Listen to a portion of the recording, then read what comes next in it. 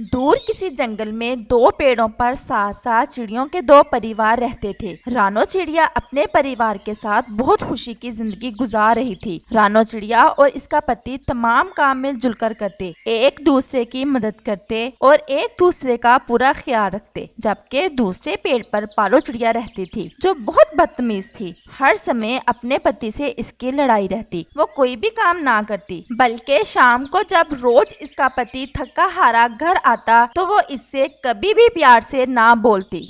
मैंने तुमसे सुबह कहा था कि घोंसले की मरम्मत के लिए घास लाना है। मैं सुबह से गया हुआ था दाना लेने और तुम सारा दिन इधर ही मौज मस्ती करती रही। ये ना कर सकी कि थोड़ा घास ही ले आती। हाँ, मैं तो हर समय फारग ही रहती हूँ और तुम जो सारा दिन काम करते हो ना, मुझे सब पता है। पर कोई कृपा दृष्टि नहीं है तुम्हारी जो दाना ला कर देते हो। सब पापा पक्षी ऐसा ही करते हैं। मैंने बात कृपा दृष्टि की कब की? मैं तो कह रहा था कि तुम थोड़ी बहुत मेरी मदद करवा दिया करो। मैं अकेला थक जाता हूँ। तुम्हें पता है बारिश के दिन आने वाले हैं। तमाम मम्मा पक्षी अपने घोंसलों को महफूज कर रही हैं और तुम्हें भी चाहिए कि इनसे कुछ सीखो। लेकिन पारो कोई भी बात सुनने को तैयार नहीं थी। पारो, मैं जा रहा हूँ जंगल की दूसरी तरफ। शाम को लेट ही आऊंगा। अगर हो सके तो रानो के साथ जाकर सूखा घास ले आना। तुम अपना काम करो, मुझे ज्यादा भाषण देने की जरूरत नहीं है तुम्हें। और पापा चिड़िया जंगल की दूसरी दिशा में दाने की तलाश में चला जाता है।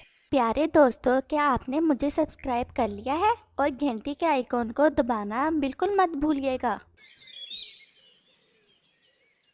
पारो, हम जा रहे हैं सूखे तिनके लेने के लिए। बारिश आने वाली है, क्या तुम नहीं जाओगी? तुम्हें किसने कहा मुझे साथ लेकर जाने का? यकीनन मेरे पति ने ही कहा होगा। वो तो है ही पागल, हर समय मेरे पीछे पड़ा रहता है। पारो, शर्म करो। हमारे पति सारा दिन दाना ढूंढते हैं हमारे लिए और हमें हर सुख देते हैं, और तुम ऐसा कह रही हो? तुम जा सकती हो, फजूल में मेरा दिमाग ना खाओ। और रानो शर्मिंदा होकर सूखा घास लेने पहाड़ों की तरफ चली जाती है। और पारो की दोस्ती उल्लुओं के परिवार से थी। वो सीधी उनके पास जाती है।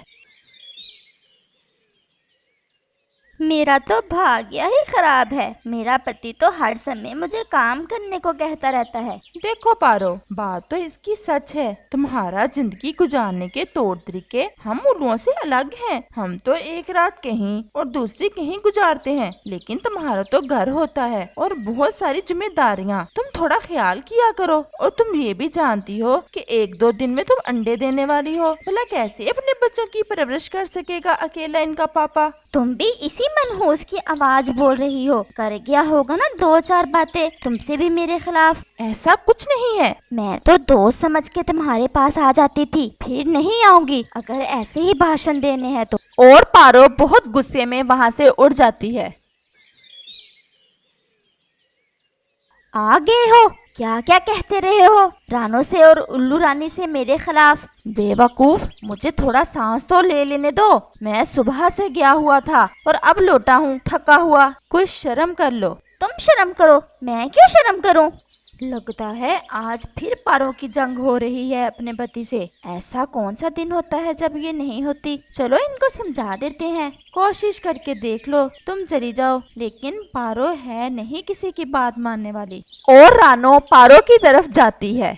मैं यहाँ भी जाती हूँ। हर जगह तुमने मुझे आलसी मशहूर करके रखा है। आज ये फैसला होकर रहेगा, या तुम इस घोंसले में रहोगे या मैं। एक दिन भी दाना लाकर खाना पड़ा ना तो नानी याद आ जाएगी तुम्हें। क्यों लड़ रहे हो? आप ही चुप कर जाओ। बच्चे आने वाले हैं, वो क्या सीखेंगे तुमसे। जाओ, तुम्हें किसने बुलाया है? आ गई हो मुझे सिखाने के लिए। एक दिन तुम पछताओगे इस समय को, मेरी ये बात याद रखना। और रानो वहाँ से चली जाती है। अगले ही दिन पारो 2 अंडे देती है, लेकिन खुश होने की बजाय वो बहुत गुस्से में अपने पति का इंतजार कर रही होती है। आगे हो? अब ये न समझना मैं सारा दिन और सारी रात अंडों पर बैठूंगी। क्या तुमने अंडे दे दिए हैं? ये बात भी लड़कर बता रही हो? ये तो बहुत खुशी की बात है।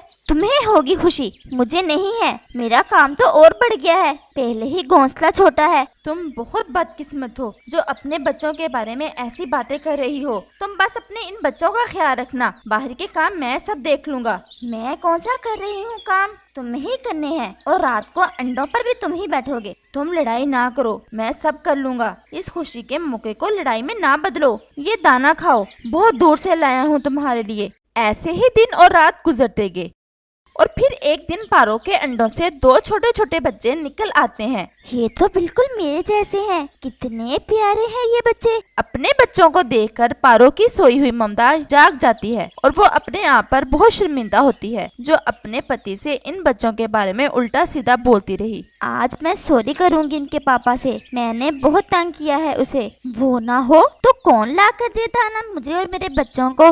वो अभी खुद से ये बातें कर ही रही थी कि कबूतर आता है। पारो, तुम्हारे लिए एक बहुत बुरी खबर है। क्या हुआ कबूतर, क्या हुआ? हम सब दाना लेकर वापस आ रहे थे कि तुम्हारे पति के एक सूखे पेड़ से टहनी टूटकर लग गई और वो वहीं मर गया है। ये सब पास वाले जंगल में हुआ। ये बात पारो को हिलाकर रख देती है और वो रोने लग जाती है। मुझे माफ कर देना, तुम अपने बच्चों को भी देख ना सके। कैसे दिन और रात एक किया तुमने इस घोंसले की खातिर, अपने परिवार के लिए तुमने इतनी मेहनत की, लेकिन मैंने कभी भी तुम्हारी इज्जत ना की। पता नहीं क्यों आज सुबह से ही मुझे शर्मिंदगी थी अपने किए पर, लेकिन तुमने तो मुझे माफ़ी का मौका ही नहीं दिया। अब पारो को अपनी की हुई बातें तीर की तरह लग रही थीं और उसका दिल जरा भी मुतमईन ना था। अगले दिन पारो बहुत परेशान थी। बच्चे अभी सिर्फ 1 दिन के थे। वो इन्हें घोंसले में अकेला छोड़कर भी नहीं जा सकती थी और खाने को दाना भी नहीं था। बच्चे भी भूखे थे। अगर बाहर ना निकली तो भूख से मर जाएंगे ये बच्चे, लेकिन मैं क्या करूं?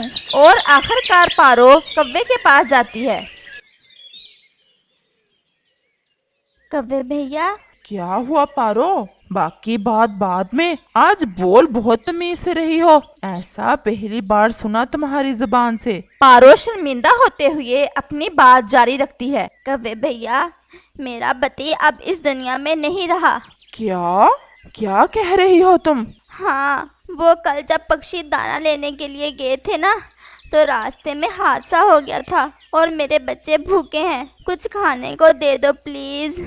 बात तो सच है, तुम्हारा हक है हम पर। तुम हमारी पड़ोसन हो, लेकिन अगर तुम्हारे बच्चों का फिक्र ना होता तो तुम्हें कोई भी पक्षी कुछ खाने को ना देता। ये 2 दाने हैं, ले जाओ।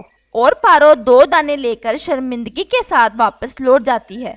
आज की शाम पारो के लिए बहुत गर्व की थी। इसे किसी का इंतजार नहीं था। कोई भी इसके लिए दाना लेकर नहीं आने वाला था और वो कभी अपने आप को कोसती, कभी रोती और कभी अपने बच्चों की तरफ देखकर दुखी हो जाती। हम भी बहुत दुखी हैं इनकी पापा की खबर सुनकर। रानो को देखकर पारो जोर जोर से रोने लगती है। रानो, मैं बहुत गलती पर थी। मैंने भी इसका साथ नहीं दिया, हर समय इसकी बेइज्जती की, लेकिन अब मुझे मालूम हुआ कि एक दिन भी गुजारना कितना मुश्किल है। इनका पापा बहुत अच्छा था, बस मैं ही ना समझ सकी।